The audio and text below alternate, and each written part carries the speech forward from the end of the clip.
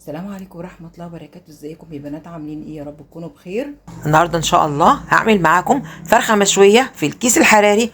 هعملها معاكم باسهل طريقه وبتتبيله حلوه. هتطلع معاكي دايبة وطعمها ان شاء الله هيعجبكم.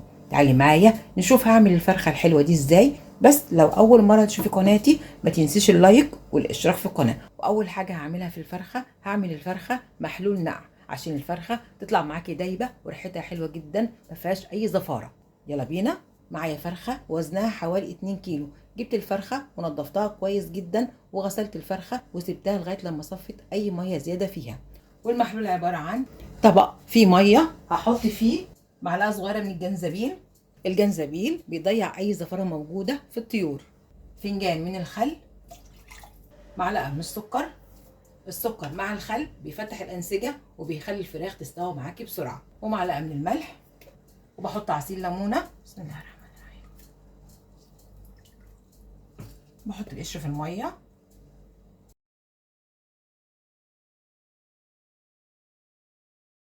وهقلب المحلول. بسم الله الرحمن الرحيم. وهحط الفرخة في المحلول. بسم الله الرحمن الرحيم. وحطيت كمان الكبدة والقنصة بتوع الفرخة.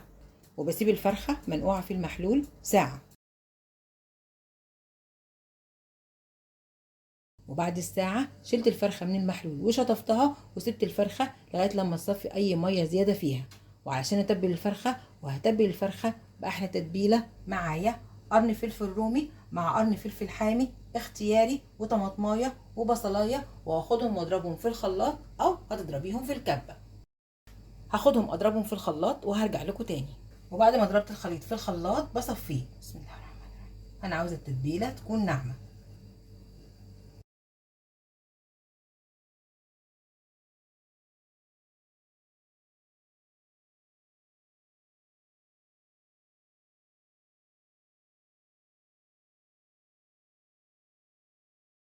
وصفيت التتبيله عشان عاوزه التتبيله تكون معايا ناعمه. هحط على التتبيله معلقه كبيره من الزبادي. الزبادي بتتضرب للفراخ. ومعلقتين كبار خل. الخل بيساعد على سوى الطيور. ومعلقه كبيره من دبس الرمان.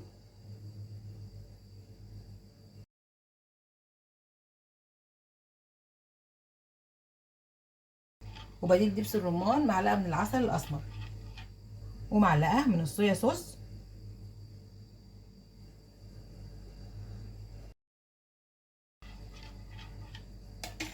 وعصير ليمون.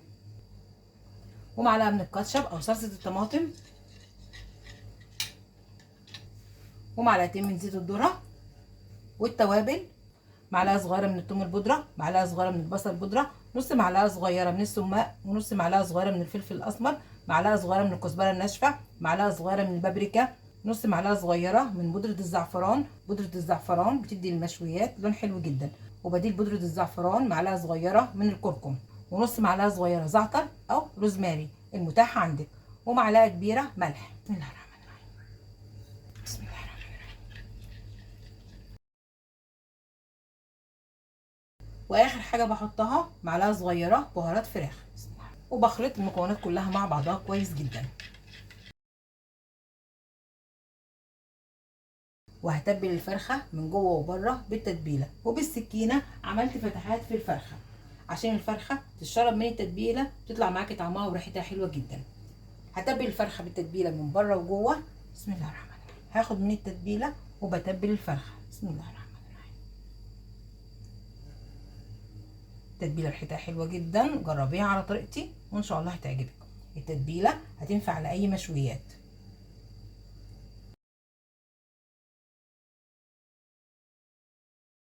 ومفرغه بين الجلد واللحم عشان ادخل التتبيله.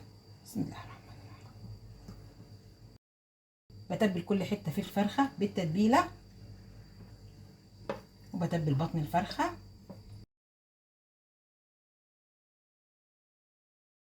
بتبل كل جزء من الفرخه بالتتبيله. وبتبل كمان من الظهر.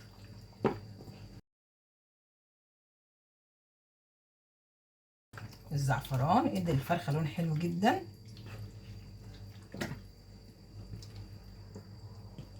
شوفي الزعفران ادى للفرخه لون حلو ازاي.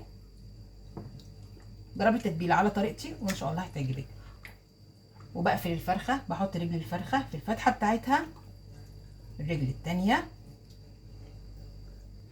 بالشكل ده، وجناح الفرخه برجعه لورا، والجناح التاني، وبتكون الفرخه بالشكل ده. وبعد ما تبلت الفرخه بالتتبيله هحط الفرخه في الكيس الحراري، وده شكل الكيس الحراري.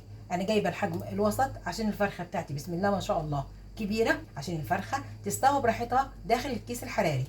والكيس الحراري بيتباع في السوبر ماركت او بيتباع عند مستلزمات البلاستيك. بعفر الكيس الحراري بشويه من الدقيق عشان الفرخه ما تلزقش في الكيس الحراري.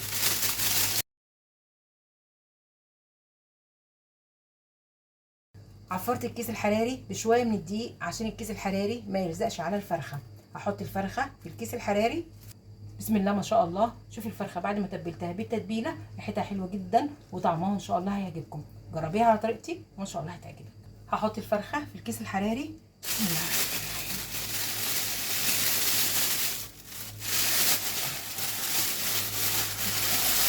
وهحط باقي التتبيله على الفرخه في الكيس الحراري. ممكن كمان تحطي مع الفرخه في الكيس الحراري خضار. هتحطي بطاطس، كوسه، جزر، شرايح من الطماطم، شرايح من البصل، شرايح من الفلفل الاخضر او الفلفل الالوان، وممكن كمان بتحطي بسله او فاصوليا خضراء. وبالشكل ده بيكون عندك خضار سوتيه صحي اتشوى مع الفرخه واخد من طعم وتتبيله الفرخه. هحط باقي التتبيله على الفرخه في الكيس الحراري.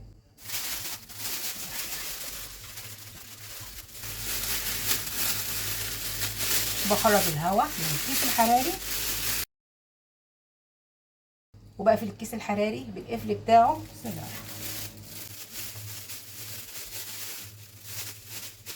وبحط الفرخه في صينيه وهسيب الفرخه في التتبيله اقل حاجه ساعتين.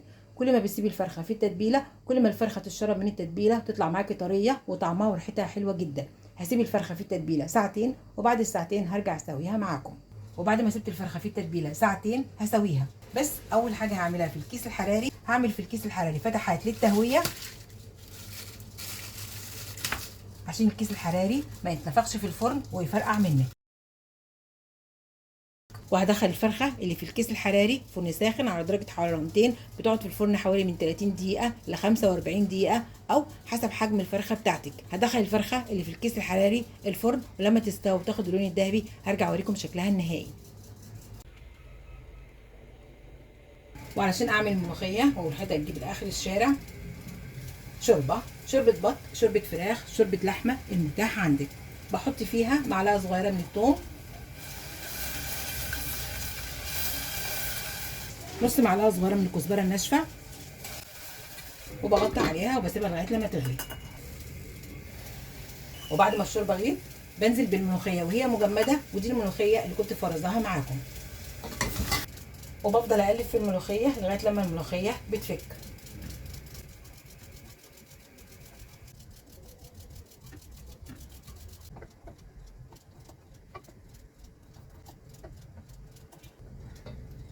شوفي الملوخيه لونها وقوامها حلو ازاي، مظبوطه. شوفي لونها حلو ازاي، خضره. الملوخيه مش بتغلي عشان الملوخيه ما تسقطش منك. لو الملوخيه سقطت منك بتزودي لها ربع معلقه صغيره من الكربوناتو او معلقه من الخل. هضيف للملوخيه معلقه صغيره ممسوحه من السكر. السكر بيحافظ على لون الملوخيه الاخضر، وكمان السكر هيخلي الملوخيه بتاعتك مسكره.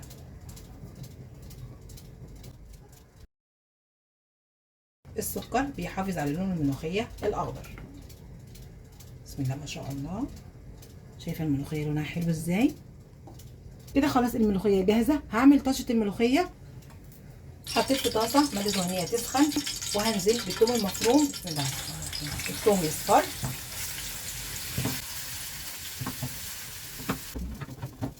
الثوم بدا يصفر، بحط له معلقه من الكزبره الناشفه، ربع معلقه صغيره من الشطه، وبشوحهم مع الثوم. كده خلاص الطشه بتاعتنا جاهزه. هحطها على الملوخيه. هنزل الطشه على الملوخيه. بسم الله الرحمن الرحيم.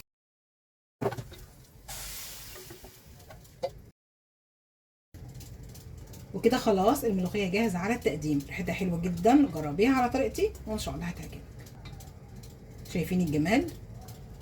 شايفه كمان لونها حلو ازاي؟ جربيها على طريقتي وان شاء الله هتعجبك. ما تغطيش الملوخيه وهي سخنه عشان الملوخيه ما تسقطش منك. لما الملوخيه بتبرد بتغطيها.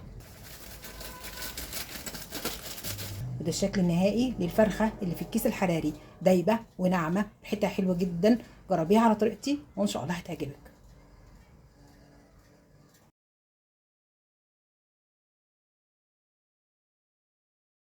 شوفي بسم الله ما شاء الله الفرخة استوت دايبة.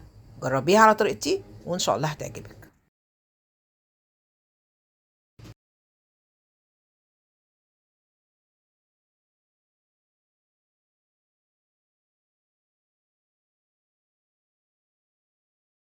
النهاردة عملت معاكم فراخ مشوية في الكيس الحراري بأحلى تتبيلة وبأسهل طريقة. جربيها على طريقتي وإن شاء الله هتعجبك. يا رب تكون حلقتي النهاردة عجبتكم، وما تنسوش تعملوا لايك وشير الفيديو واشتراك للقناة وتفعيل زر الجرس عشان يوصلك مني كل جديد. واستنوني في فيديو جديد. سلام عليكم ورحمة الله وبركاته.